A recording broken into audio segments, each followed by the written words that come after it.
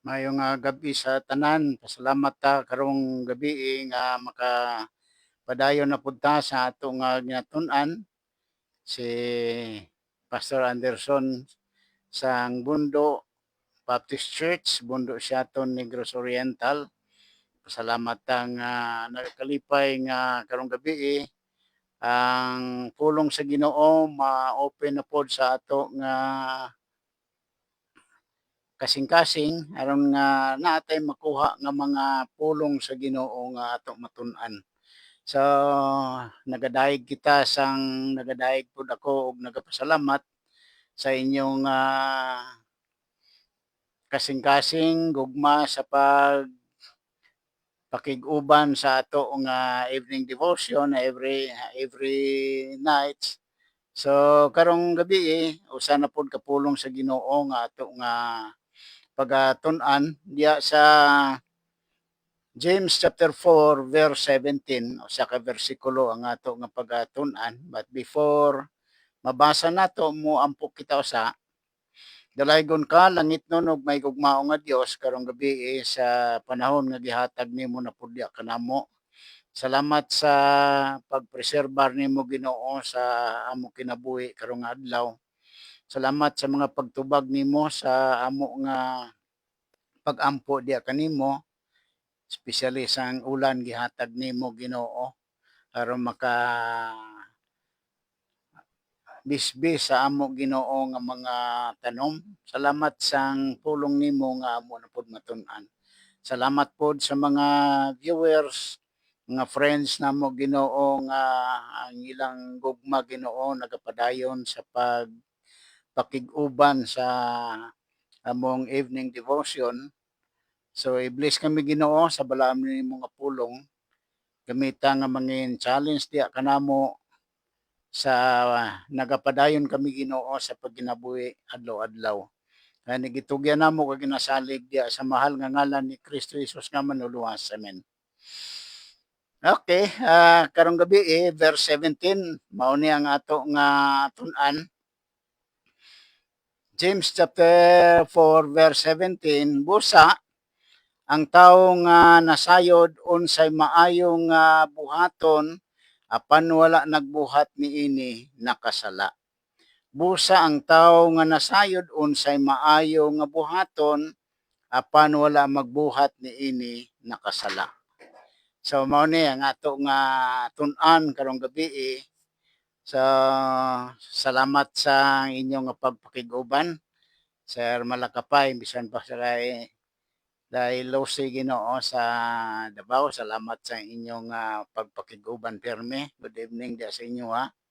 So topic nato karong gabi is the importance of action over knowledge. The importance of action over knowledge.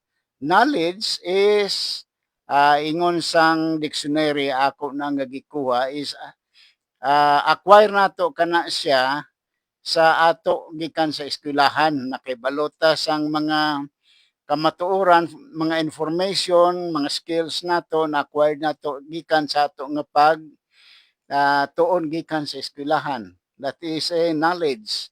So mas maayo gid kuno ingon niya nga mas importante nga ibutang nato sa aksyon. Sorry. Sorry, failure to act on what one knows is sin. Failure to act on what one knows is sin. Kanang nakabalo kang maayo, wala ra nimo gibuhat, sala gihapon diya sa imo. So ato na matun-an karon sa nagapadayon ta sang sa ato nga pagtuon. This verse is about the responsibility to live out one's faith and not merely possess knowledge of what is right. Dili paigo, dili paigo nga nakibalo ka tapos wala nimo gibutang sa action, wala nimo gibuhat. Sa ari ato ni isgutan karon ato matun-an ang mga ang mga butang angayan nato nga buhaton karong gabi. So knowledge over or versus action. James chapter 4 verse 17, that is a contrast of knowing what is good with actually doing it. Just not enough, or it's not enough to simply understand the right way to live. One must also be obedient. Dili paigo, oh yes, dili paigo nga nakahibalo kang maayo tapos wala nimo gibuhat. So kinanglang yun nga ipakita nimo sa action, obedient. One must also be obedient. Dili pa siya kuno, dili pa siya paigo nga nakaibalora ka. Kinanglang ka nga mosunod. Sa and then ang mga pipila sang mga kuano ato makatunan karon, ang practical application niya mao ni these principles applies to various aspects of life, from daily choices to broader moral decisions. It calls for Christians to actively live out their faith and not just profess it.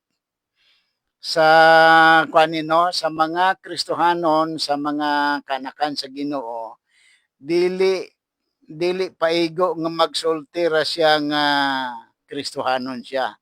Dili pa siya paigo nga mag-ingon ra siya nga anak ko sa Ginoo. Kinanglan ipakita giniya sa iyang buhat. Not necessarily nga ang buhat mo ay naghimo sa iya nga nahimong Kristohanon, kundili nga tungod nga Kristohanon siya, giusob siya sa Ginoo, giusab siya sa Ginoo, then ipakita niya sa iya nga buhat. So mao ni aksyon, importante. Importante kaayo.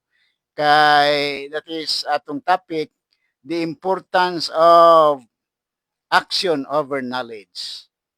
And then ato padayonon ang James chapter 4 verse 17, ingon niya dinhi, whoever knows the right thing to do and fails to do it, for him it is sin. Sa ato pa, knowing what is good and feeling to act on it is itself a sin. Kanang nakabalo ka na nga sala, wala. Kanang nakabalo ka na nga maayo, tapos wala nimo gibuhat, is sala gihapon. Example nato siguro, pareho ng tambal, pareho ng medicine na sa imong table, daghan kayo nga kwan nga mga tambal na sa imong table, kabalo ka nga maayo ka ni ana. Pero kung wala nimo na siya giinom, dili ra ka gihapon maayo. So that is also ang ato nga kwano, ang ato nga mga kahibalo may tungod diya sa espirituhanon nato nga kahimtang. Another example kay balotang nga kabubuton sa Ginoo nga mag-alagad or magsimba diya sa Ginoo. Pero wala man kagihapon nagsimba, then sala ra gihapon. And then ari ato padayon no, the importance of not just knowing God's will, but also actively obeying it. Kay balotang nga kabubuton sa Ginoo, excuse. Pero wala nato gisulo, wala nato gibuhat, wala nato gisunod, or wala ta nagsunod diya sa Ginoo. So sala ra gihapon. So that is why as a reminder for us karong gabi, kung unsa ang aton naibal-an nga maayo, buhata alang diya sa Ginoo. Maayo ang pag-alagad sa Ginoo, buhata kay kabubuton na siya sa Ginoo. Sa ingon sang no, ingon sa mga reference sa no, biblereference.com, ingon niya, knowing the good. The passage implies that believers are morally obligated to do what they know is good and right. Ang word nga gigamit niya is morally obligated. Obligasyon nato o responsibility nato nga mohimo gyud bubuhat gyud. Excuse. Kay mao na ginatudlo sa kwan no, sa balaan nga kasulatan. Kung dili ka magbuhat, then sala ra gihapon sa diya kanimo. Ari ang word nga gigamit niya din this God often refers to God's will as outlined in His Word and revealed through His Spirit. So nakabalot nga kabubuton sa Dios, pero kung wala ka nagbuhat, then wala ra gyapon nga himo. Sala ra gyapon diya sa imuha. So ang ato example ganiya is kabalota nga kabubuton sa Ginoo ang pag-alagad sa iya, especially ang pagsimba diya sa Ginoo. Pero kung wala naman ta magsimba, di sala ra gyapon. So man challenge karon sa ato ang karong gabi nga kung unsay nahibaluan nimo nga makabubuton sa Ginoo buhata. And then naringon niya din ingon sang biblereference.com ingon niya feeling to do what one knows is good is in itself a sin. It's not just about avoiding evil, but actually actively doing good. So dili ra nga ni avoid wala ka nagbuhat sang sala. Pero kay wala nimo gibuhat ang maayo nga nahibalaan nimo, then sala ra gyapon. Ang word nga ginagamit diya is sin of omission. Kabalo ka nga maayo, wala nimo gibuhat. So that is why kuan bali mga reminders ka sa ato Sometimes may mga butang nakibalot nga maayo kabubuton sa Ginoo pero wala nato ginabuhat. Kari ingon sang kuan na dili maayo ang paminaw. James chapter 4 verse 17, therefore whoever knows the right thing to do and doesn't do it, it is sin for them. Is a powerful reminder that knowledge alone is not enough.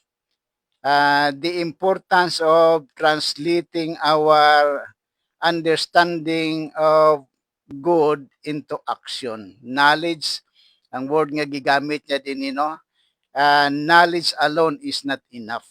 Kanang daghan ka na ibalaan pero wala man nimo gi-apply sa imo nga kinabuhi, then kulang na siya gihapon.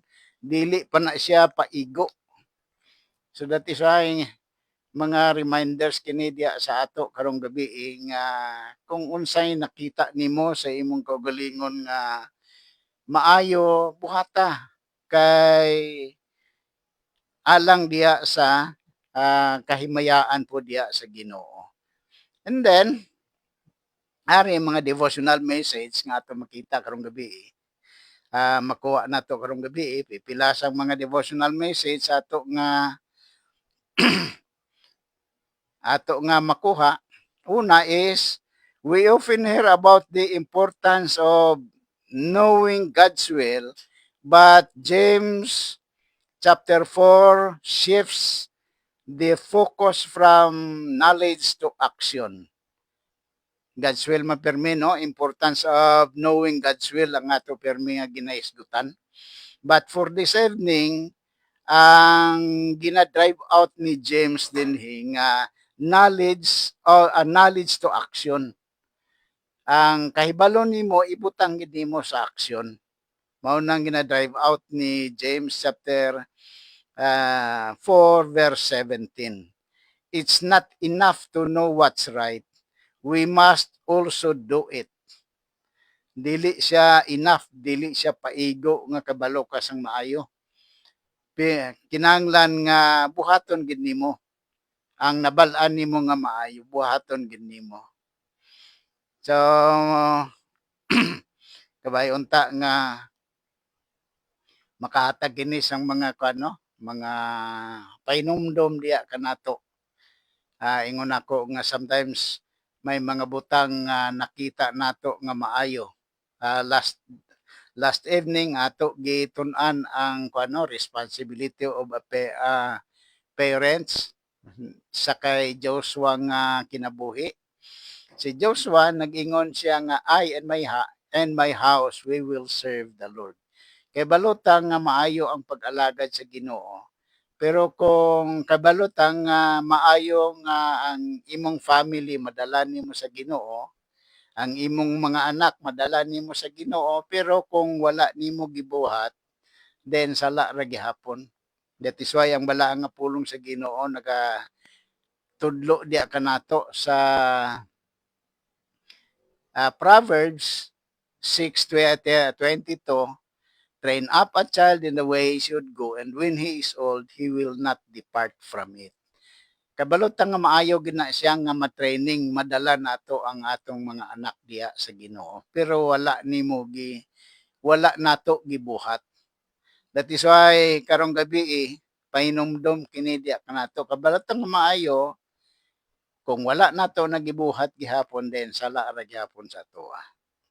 Challenge sa application is challenge yourself. What good do you should be doing but are not? Mga butang mga maayo nga naibal-on nimo nga wala nimo gibuhat.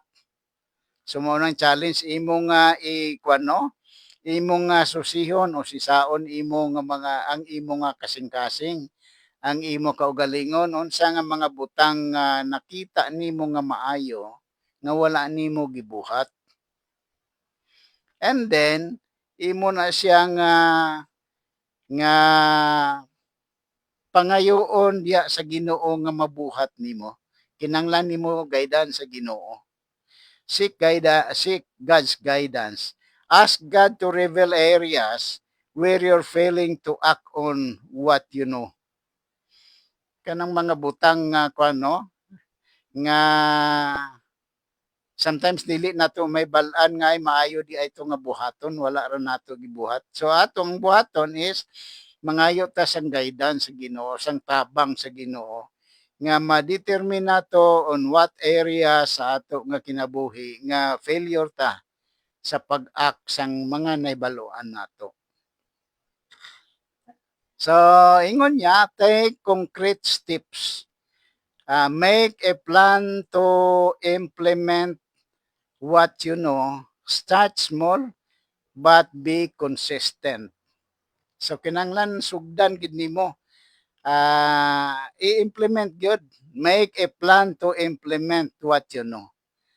Kabalo man ka nga maayo di planoy kag sugdi. And then ingon niya, gikan ka sa gamay, small but be consistent. Padayonon gyud dili nga sugdan ra nimo tapos bayaan na pod. Undangan na pod. So mao ni karong gabi mga challenge diya kanato. Good evening diya sa kay Titus. Pastor Titus, salamat sa imo padayon nga pag-support sa aton nga devotion, evening devotion. So ari ato nga mga reminders din kini diya sa ato. So duty nato ari. Gamay na lang man duty to act. James chapter 4 verse 17 emphasize that that knowledge creates a moral obligation to act. Kanang kahibalo di ay nato, kanang knowledge nato, kanang ato nga nahibaluan, it is a moral obligation to act. Obligasyon nato na ang word nga gigamit niya dia is responsibility to do it. Responsibilidad naton kay nakahibalo ka nga maayo, then buhata gyud buhata. Balikan na nato ang pag-alagad sa Ginoo, nakabalotang nga maayo gyud ang pag-alagad sa Ginoo. So buhata kay that is our moral obligations kay may knowledge ka diya di buhata. moral obligations. That is our responsibility to do. Kay gihatagan ka ni ana, nakikaalam paggamit diya sa Ginoo. And then duty to act, number 1. Number 2 is sin of omission. Diri ganyan na agyan naman nato tong nakibalo ka sa maayo tapos wala nimo gibuhat, nakasala ka gihapon. So ari ang omission din na siya, sin of omission. The verse defines sin of omission as a failure to do what one knows is good. Kay balo ka nga maayo, wala man nimo gibuhat, that is a sin of omission. Sa ato pa nga kabalo nagka nga maayo, nganong wala nimo gibuhat. Gipasagdan ra nimo. Example siguro nato, pareho nang kabalo ka sa, nag-adto kag salamin, nakita nimo ang imong naong na ay buling diya, tapos nilakaw ra ka, ni suroy ra ka, ni adto ka kung asa man ka ni adto, then katawan ra ka gyapon sa tao. Kay naay buling ang imong nawong. So, sin of omission. Kay balo ka nga maayo, then buhata. That is failure to do what one knows is good. And then, they contrast with a sin of commission. Duwa ka sala di ay ang ato nga mabuhat kung wala tay gikuang Ginoo. Dinhi sa 17. Busa, ang tao nga nasayod unsay maayo nga buhaton apan wala magbuhat niini, nakasala. Sin of omission and then sin of commission. Sin of commission which is actively doing something wrong. Kanang nakabalo na gid kang nga sala, gibuhat pa nimo is a sin of commission. Kabalo na gid kang nga sala ang sa siguro ang pagpatay. Ay gamito nato ang sala ang pagpatay, then nagpatay ka gyapon, then sala gihapon. But praise God nga natay Ginoo nga anda magpasaylo kung nahitabo mo gina. Pero ato nga ginatun-an karong gabi, duwa ka opsyon ka sala nga pwede nato mabuhat. Sin of omission. Kanang kabalo ka nga maayo, wala nimo gibuhat, that is a sin of omission. Sin of commission, kay balo ka nga sala, imo pag gibuhat. So hope and pray nga natay mga ideya, naatay mga kaybalo karong gabi. Good evening ni Ma'am Nili Jean Navarro. Salamat sa kayo nimo no sa imong padayon nga pag-support sa ato nga evening devotion. So God bless sa imo pod nga pag-alagad sa Ginoo. Excuse.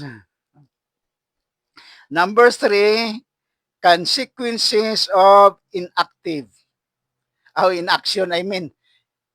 Consequences of inaction. James chapter 4 verse 17 suggests that the consequences of inaction can be significant, especially when one knows what is right and still chooses not to do it. So natay consequences di ay nga mahitabo diya sa ato kung kabalo ka nga maayo, wala nimo gibuhat, wala nimo butang sa action gyud. Balikan nato ang racing sa bata sa maunang tudlo ni ni San Pablo diya sa Ephesians chapter 6. Children, obey your parents in the Lord, for this is right. So, number 2, pagka second verse, third verse nga ingon niya ang mga ginikanan, pantunon niya ang iyang mga anak. So ang atubot ipasabot diya nga nakibalo ka nga maayo ang pagdisiplina, kung wala nimo gidisiplina ra gihapon, ipasagdan ra nimo, then consequences suffer ka sa iyang karakter sa ulahing mga adlaw. So the same is ang pulong sa Ginoo, kabalo ka maayo pero wala nimo gibuhat, then sala ra gihapon. Sa okay, applications nato. This verse encourage believers to be proactive in their faith and to actively pursue good deeds rather than just passively avoiding evil. Ang gigamit diya nga word nga giako gilantaw sa dictionary is ang proactive. Proactive, a person who gets something done. Usa ka tawo nga gihimo ginya ang usa ka butang, kung unsa man na nga mga butang nga iya gihimo, gibuhat gid niya. And then ang active word is doing something. And ang prefix niya nga word is pro, that is ang meaning is before. Sa ato pa mao ni ang kinatibuk-an niya. So if you are a proactive, you are ready before something happen. You are ready before something happen. So naa na kay precaution basig mahitabo na diya kanimo, then nagkuan na ka nga daan, nangandam na kagya nga daan. Balikan nato ang kuano, ang training sa bata. Mao nang ingon sang Proverbs 6:22, train up a child in the way he should go, and when he is old, he will not depart from it. Then kabalo ka nga kung dili nimo matudloan ang imong bata, ang imong anak, kaya ang imong anak mo palayo siya sa Ginoo. So before siya modako, tudluin na siya nga daan.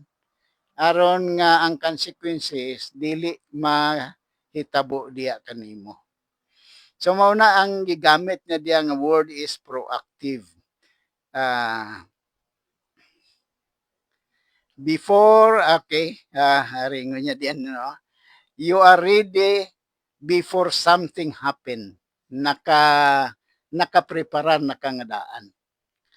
So, ari, ang pulong sa Ginoo ato padayon nun, apatay gamay nga panahon, no? It also serves as a reminder that our actions and inactions have consequences. Ari, reminders that our actions and inactions have consequences. Kung la ka nagbuhat, then naay consequences ang imong nga action ka nagbuhat ka dautan gihapon, kabalo ka nga dautan, then naa gihapon consequences. So kabay unta nga kuan, no, kahatag kini sang mga dugang nga kahibalo diya kanato. Ang context magud okay derita sa kuan, no. Application in daily life. Application in daily life. Number 1, personal relationships.